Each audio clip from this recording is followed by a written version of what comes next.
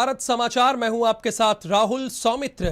खबर लखनऊ से है। प्रदेश भर से आए एम्बुलेंस चालकों का इको गार्डन पर धरना अभी भी चल रहा है, समाप्त नहीं हुआ है।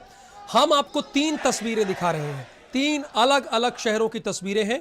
पहली तस्वीर जो आप देख रहे हैं वो राजधानी लखनऊ की है। यहाँ पर तमाम एम्बुलेंस कर्मी आए हुए हैं, इकट्ठा हुए हैं, अपनी बातों को लेकर यहाँ पहुंचे हुए हैं।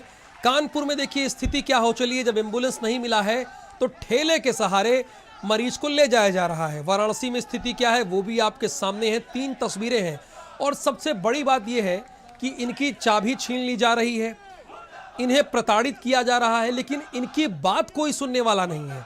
अगर इनकी बात सुन ली जाएगी तो पूरे उत्तर प्रदेश के सामने पोल खुल जाएगी। क्या ये डर है? इनकी बात कोई सुन क्यों नहीं रहा है? जो ये कह रहे हैं या तो आप सुनिए या तो बताइए कि इनकी मांगे अनर्गल है। ये जो मांगे कर रहे हैं, कम से कम जो जिम्मेदार लोग हैं इन्हें इग्नोर तो नहीं कर सकते, क्योंकि यही वो लोग हैं जो कोरोना के समय फ्रंट लाइन वर्कर्स थे। यही थे जब अपने छोड़कर चले जाते थे तो ये ले आते थे हॉस्पिटल। यही थे, एम्बुलेंस चालक ही थे। अब देखिए आज ये इतने परेशान हैं कि अपनी नौकरी छोड़कर यहाँ पर आए हुए हैं। क्योंकि समस्या क्या है वो उत्तर प्रदेश के लोग जान और समझ लें।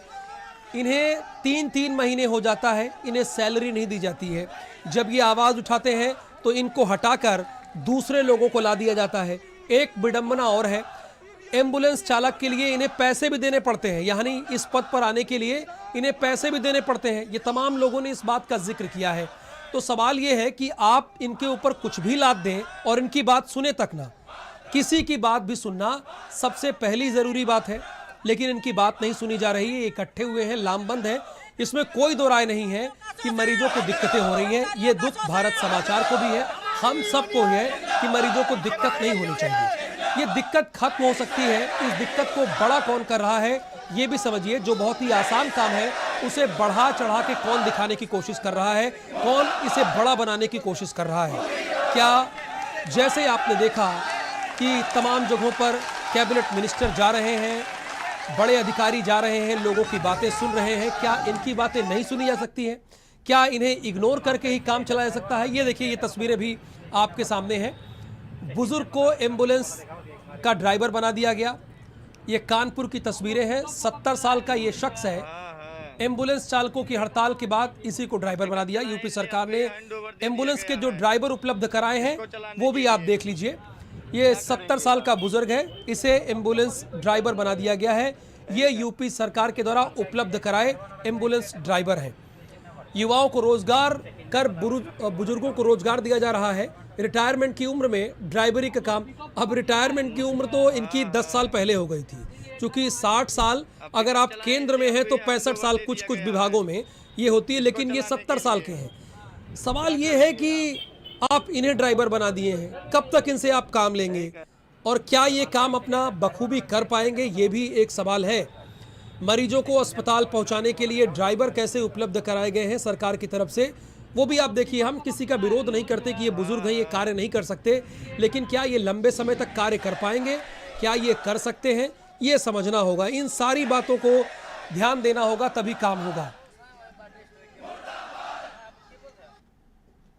एम्बुलेंस कर्मचारियों की जो हड़ताल है वो आखिरकार जो है तेज होती जा रही है। हालांकि प्रशासन ने सख्ती दिखाई है और जो तमाम पदाधिकारी हैं, इनके ऐसे 11 लोग हैं जिनके खिलाफ जो है गंभीर धाराओं में आशियाना थाने में मुकदमा दर्ज किया गया है और लगातार जो है उनकी गिरफ्तारी की कोशिश की जा रही है। लेकिन आप देख सकते हैं कि जो एम्बुलेंस कर्मचारी हैं उनका जो आंदोलन है इसके बाद और जो है तेज हो गया है। ये आप देखें कि इको गार्डन में लगातार जो है ये प्रदर्शन कर रहे हैं। आज प्रदेश स्तर से जो है यहाँ एम्बुलेंस कर्मचारी वो लगातार पहुंच रहे हैं। यानी जो इनकी संख्या है बताई जाए पूरे प्रदेश में 20,000 के करीब है, जिसमें 5,000 के करीब जो कर्मचारी है वो इको गार्डन पहुंच चुका है। और आप देखें किस तरह से ये लगातार जो है नारेबाजी कर रहे हैं, सरकार के खिलाफ प्रदर्शन कर रहे हैं। इनका साफ कहना है कि जो इनकी मांगे हैं जब तक वो पूरी नहीं होती हैं तब तक वो इसी तरह डटे रहेंगे।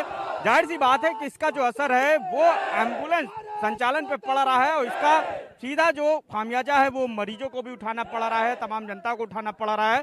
हमने 23 से 26 जुलाई तक शांतिपूर्वक धरना प्रदर्शन किया कि हमारी मांगों को मान लिया जाए। फिर भी जब कंपनी और सरकार नहीं मानी तब हम लोगों ने हड़ताल जारी की। फिर भी 10 एम्बुलेंसें प्रत्येक जिले में चला रखी कि कोई भी मरीज मरने ना पाए। परंतु कल डीएम और एसपी हर जिलों में छापा मारा गया।